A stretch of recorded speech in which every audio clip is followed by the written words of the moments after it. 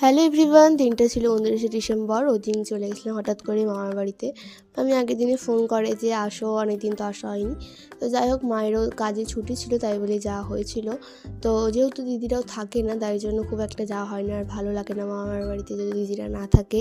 তো গিয়ে নেই, ফার্স্টে মামি কাড়া দিয়ে দিয়েছিলো, যেহেতু মায়ের অনেক কাশি ছিল, তাই জন্য ঠান্ডা লেগে অনেক কাশি ছিল। তো আমার তো খাওয়ার ইচ্ছে ছিল না ফার্স্টে, তো মামি অনেক জোর করে খাই। তারপরে তো কাড়াটা দারুণ ছিল খেতে। তারপরে দুপুরবেলা মামি প্রসাদ লাগিয়েছিল, ছিল পরমান্ন, পনির তরকারি আর স্যালাড, আর আরেকটা তরকারি ছিল, ওটা আমি খাইনি। আর বেগুনি ভাজা, আর প্রত্যেকটা খাওয়ারই তো দারুণ ছিল। আর তারপরে মামি বিকালবেলা দিয়েছিল ভাকা। আর ভাকা খেতে তো ভালো লাগে, কিন্তু তেমন ভালো লাগে না, কিন্তু মামির হাতে ভাকা খেতে খুব ভালো লাগে। তারপরে আমরা চলে আসি বাড়ি। তো মামি বলছিল যে ভিডিওটা নিলি কিনা মামির হাতে ভকা খুবই সুন্দর টেস্টি ছিল। আর আমার মাটা খালি এখন তাড়াহুড়ো করে নিয়ে চলে যাচ্ছে আমাকে, এখনো দিনের আলো আছেই, বলতে কাপড় উঠাতে হবে, তাই চলো এখন আমার আরো অনেক কাজ আছে। তারপর আমার প্রিয় শ্যামকে কোলে নিয়ে তারপরে মামিকে বাইক করে চলে আসি চাঁচল। আর চাঁচল যেহেতু তার দুদিন পরে ছিল একাদশী, আর মা যেহেতু বাড়িতে পাঠ করাবে, তো তাই জন্য কিছু ফল নিয়েছিল।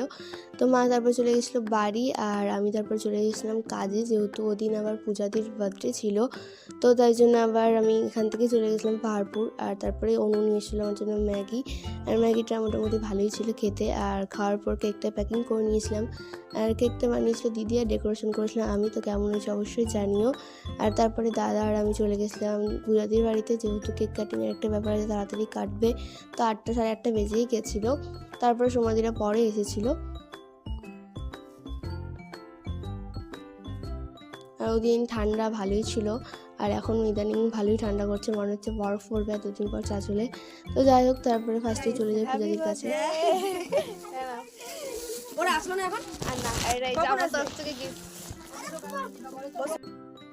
পূজাদিকে কেক গিফট দিয়ে কিছুক্ষণ বসিয়ে তারপরে সমাধিরা চলে আসে, তারপরে কেক কাটিং হয়ে যায়। আর কেক কাটিং হয়ে গেলে আমরা তারপরে খেতে বসে যাই।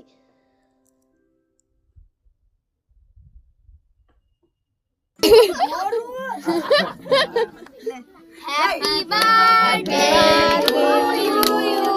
Happy birthday to you. Happy birthday.